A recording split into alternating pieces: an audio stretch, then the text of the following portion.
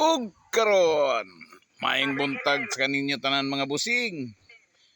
Alang sa kasayuran sa tanan, nasayod ka ba nga ang Madre de Agua usa ka tanom nga pagkaon sa mga mananap? Gitanom kini siya para mahimong bitamina o pagpalambo sa mananap sama sa mga kabayo, kabaw, baka, uban pa ug sa manok. Mas nindot ang imong manok niani kay dali mo dako.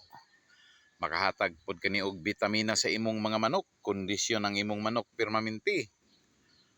Ang Madre de Agua, ang iyang panit, pwede kini ihampol sa mga hubag-hubag kung aduna kay hubag-hubag.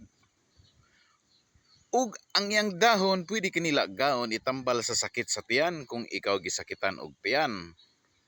Mao kini ang benepisyo sa Madre de Agua. Wala lang kita kailangan ang Madre de Agua dako og benepisyo sa atong mga mananap labi nag magbuhi-buhi kita og mga manok.